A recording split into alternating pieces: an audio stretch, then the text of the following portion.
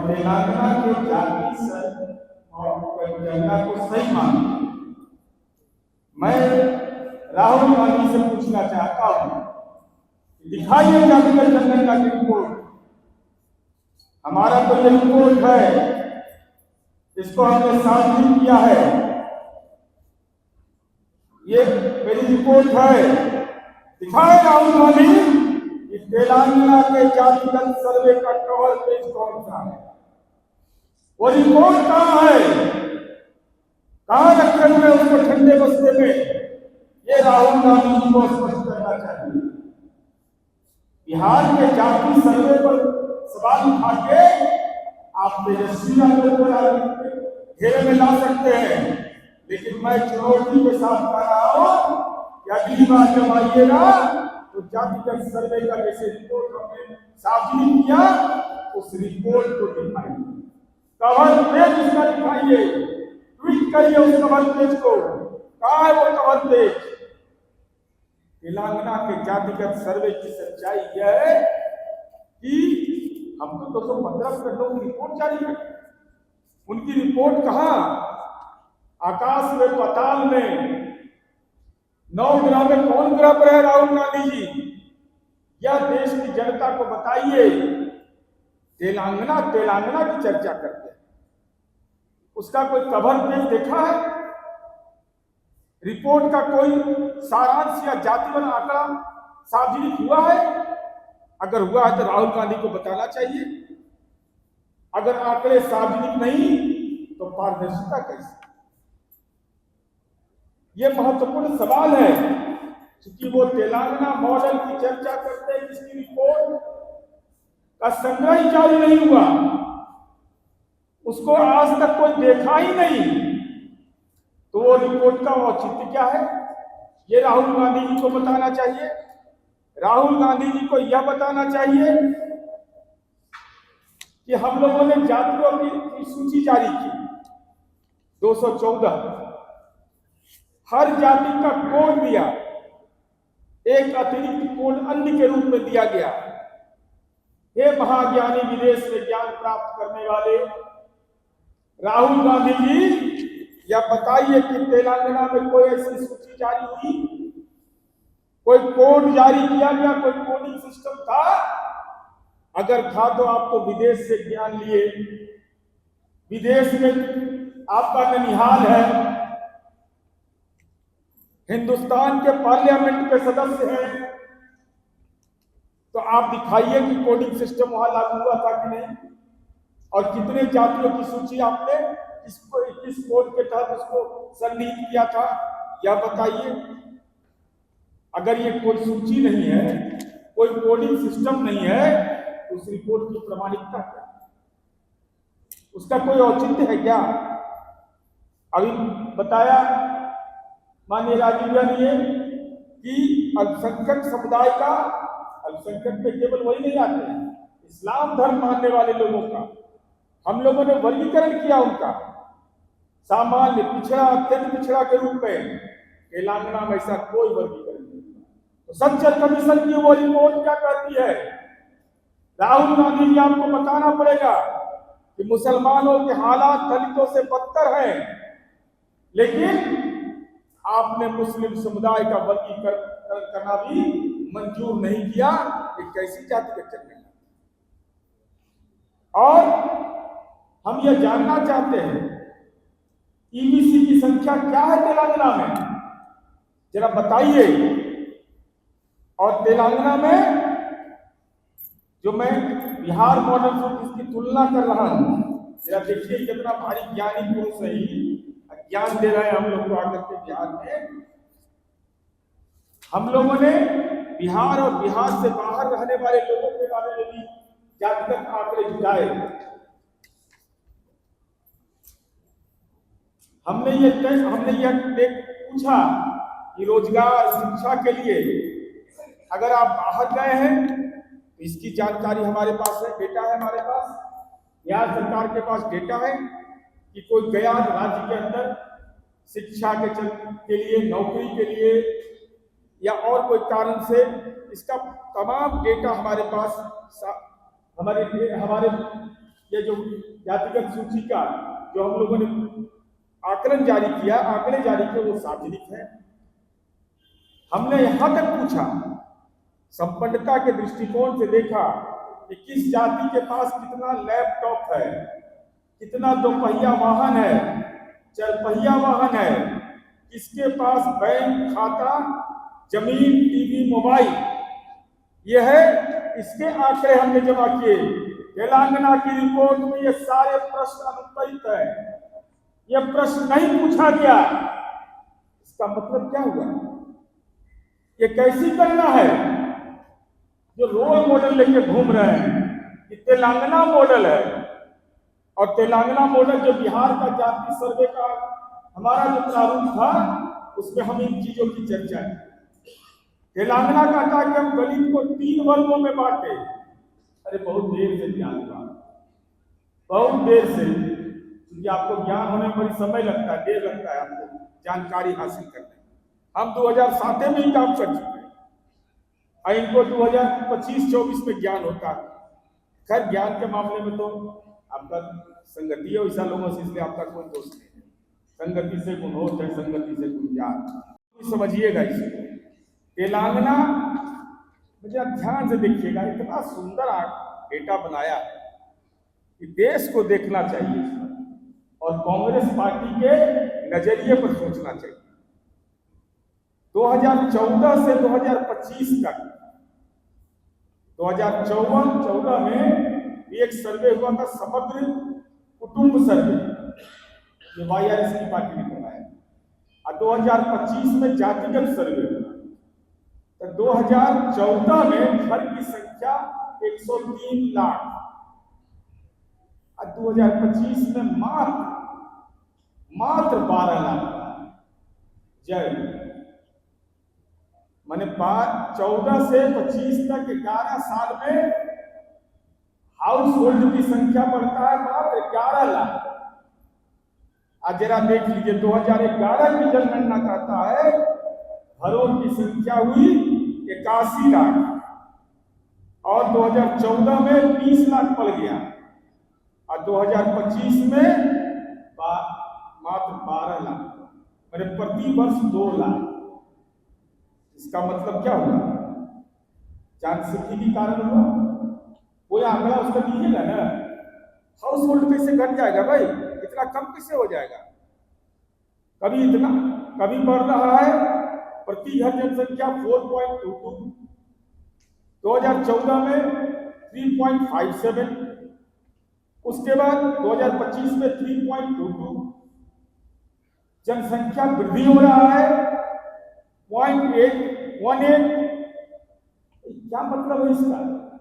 ये पूरे तौर पर ये मैं एक नजीर दिया कि तेलंगाना मॉडल की चर्चा लोग करते हैं।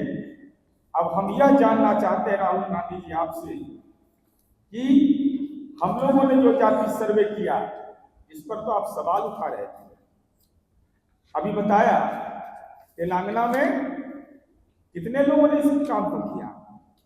मात्र 94,863,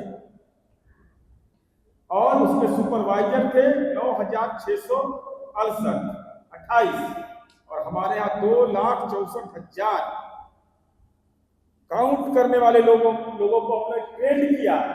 2 फेज में किया, ऐप के द्वारा किया, लेकिन तेलंगाना में कोई ऐप का इस्तेमाल नहीं। वही ओल्ड मॉडल फैशन तकनीक बना दिया जाति संगठन का।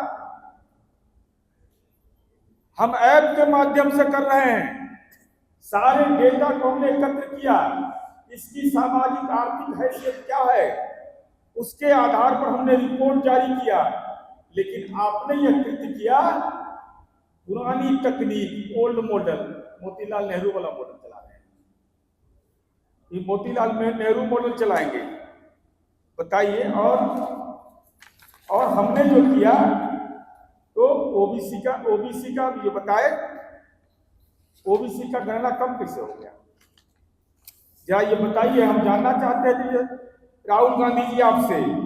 2014 में तेलंगाना में जो जातीय सर्वे हुआ था, उसकी तुलना में ओबीसी का जनसंख्या 21 लाख घट गया। ये तो उल्टी गंगा बह रही है। ये तो गंगा जी से उल्टी बहने की बात हो जाती है। आखिर ये जनसंख्या घट कैसे गया? ये आंकड़े बिल्कुल भ्रामक है तेलंगाना के अंदर में। और साथ ही साथ हम यह जानना चाहते हैं राहुल गांधी जी कि आपकी जुबान को क्या हो गया था जब पार्लियामेंट के अंदर इस पर चर्चा हुई, जिसकी चर्चा माननीय राजीव जी ने किया। हमको इस बात का गौरव है कि हमारे नेता आदरणीय नीतीश कुमार जी ने पार्लियामेंट के अंदर में आज जो जातिगत जनगणना की बात हुई 1994 में उसको 2010 में, मैं डेट बता रहा हूं, 3 अगस्त 2010 को पार्लियामेंट में डिबेट हुआ। राहुल गांधी जी आप सदस्य थे सदन पे, माननीय शरद यादव हो, माननीय मुलायम सिंह जैसे नेता हो, तमाम लोगों ने जातिगत जनगणना पर अपनी राय व्यक्त किया। लेकिन राहुल गांधी राजनैतिक रूप से कायल व्यक्ति सदन भी उस दिन नहीं गए, सदन नहीं गए। जातिगत जनगणना पर चूंकि बहस होनी थी, दिमाग राजनैतिक रूप से प्रदूषित था, सदन के अंदर नहीं गए, पार्लियामेंट नहीं गए। यह कि बोलने के लिए कहा जाएगा तो हमारे मन के अंदर तो दूसरा सवाल है। और अभी दरभंगा की घटना की चर्चा किया, गलत नहीं बोलता। कार्यक्रम क्या है जरा ये सुन लीजिए। कार्यक्रम है राजकीय अंबेडकर कल्याण छात्रावास मोगलपुरा दरभंगा में संविधान और सामाजिक न्याय लीडरशिप प्रोग्राम। माननीय राहुल गांधी जी, माननीय नीतीश कुमार जी के नेतृत्व में एनडीए की सरकार ने दलितों को लीडरशिप क्या दिया है, जरा बताइएगा। कांग्रेस को भी राज करने का मौका मिला है, अभी राज कर रहा है। जिला परिषद का अध्यक्ष होता है दलित समुदाय का व्यक्ति, उसका सेक्रेटरी होता है आईएएस। किसको लीडरशिप कहते हैं? दलित अध्यक्ष है दलित समुदाय का व्यक्ति और उसका सेक्रेटरी है भारतीय प्रशासनिक सेवा का पदाधिकारी। कांग्रेस शासित प्रदेश में क्या यह व्यवस्था कायम है? कितने दलितों को आपने पंचायती राज में हिस्सेदारी दिया? हम तो एक सामान्य उदाहरण बता रहे हैं आपको कि दलित लीडरशिप किसको कहते हैं, कि आप हमको ज्ञान दीजिएगा, उन दलित समुदाय के बच्चों को ज्ञान दीजिएगा जिनके पुरखों ने अपमान सहा और नीतीश कुमार जी ने उनको सम्मान दिया। आज दलित समुदाय का व्यक्ति अगर प्रमुख हो गया तो उसका सेक्रेटरी है बीडीओ। आई का तो देने आए हैं सम्मान देने के लिए, लीडरशिप का। इससे बड़ा नजीर और क्या होगा? 15 अगस्त और 26 जनवरी को झंडा फहराया जाता है, लीडरशिप ही समझा रहे हैं। लीडरशिप बिहार में समझाने के लिए आए दलित समुदाय के बच्चों को। जो दलित समुदाय का बुजुर्ग व्यक्ति झंडा फहराते हैं, माननीय मुख्यमंत्री जी, चीफ सेक्रेटरी, डीजीपी, ये सारे लोग वहां रहते हैं राष्ट्रीय झंडा के साथ, उस बुजुर्ग व्यक्ति को सैल्यूट करें। ये दलित का सशक्तिकरण का मॉडल हमारा है। जरा बताइए राहुल गांधी जी, दलित के घर में भोजन करने का तो आप राजनीतिक प्रपंच कर सकते हैं, लेकिन राष्ट्रीय झंडा दलित के हाथ में हो और वहां का चीफ मिनिस्टर और डीजीपी और चीफ सेक्रेटरी सैल्यूट करते हैं, सम्मान करते हैं, ये दलित का सशक्तिकरण है ना। दलित का लीडरशिप किसको कहते हैं? लीडरशिप को रिकॉग्नाइज करना किसको कहते हैं? आप ज्ञान देने गए थे, ये बताइए ना कि कांग्रेस शासित प्रदेश में कहां कहां दे रहे हैं। और जब देश का प्रथम नागरिक का चयन हो रहा था, बिहार के महामहिम थे रामनाथ कोविंद, बिहार के राज्यपाल थे। हमारे लिए महत्वपूर्ण यह नहीं था, गठबंधन नहीं था। हमने कहा कि दलित समुदाय का व्यक्ति और बिहार के महामहिम को यह मौका मिला है तो हम उनका सम्मान करेंगे। आप रामनाथ कोविंद जी के साथ खड़े थे। क्या दलित देश का प्रथम नागरिक बने, या आपको मंजूर था? अगर मंजूर रहता तो नीतीश कुमार जैसा कलेजा रहना चाहिए राजनीति में। कहा कि नहीं, गठबंधन की बात अलग है। अगर दलित व्यक्ति को यह मौका मिल रहा है, बिहार में काम करने वाले महामहिम को यह मौका मिल रहा है, तो हम राजनीतिक गठबंधन से इतर हम देश के प्रथम नागरिक के रूप में दलित बैठे, इसके लिए हम लोगों ने समर्थन किया। ये दलित लीडरशिप होता है। दलित लीडरशिप के प्रति यह सम्मान होता है। और हम नहीं जानते राहुल गांधी जी आप क्या करते हैं, लेकिन मैं चुनौती के साथ इतना जरूर अंतिम में कहूंगा कि राजकीय कल्याण छात्रावास जो हमने बिहार में बनाया है, और जो दलित छात्र जिसको जो सरकार के द्वारा जो उनको सुविधाएं दी गई है, जरा कृपा करके बता दीजिए कि दलित छात्राओं को आप कौन कौन सी आपके सरकार में कौन कौन सी सुविधा दे आपने दिया है, यह जरा बता दीजिए। और देश और माथे पर कलम का टीका है आपका, माननीय राहुल गांधी जी, यह बताइए देश के अंदर में कर्नाटक में कांग्रेस की सरकार ने अनुसूचित जाति जनजाति के लिए आवंटित राशि 14,000 करोड़ को डाइवर्ट कर दिया। दूसरे मुद्दों में, दूसरे विभाग में उसको ट्रांसफर कर दिया, दूसरी योजनाओं में देश में नंबर 1 है।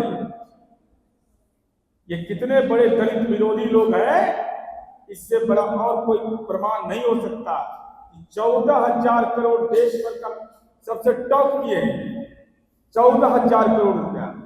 तो जरा सा अगली बार जब आइएगा तो खाली संविधान का कॉपिया मत ले जाइए, तेलंगाना वाला जरा जाति सर्वे का रिपोर्ट वो लेके चले।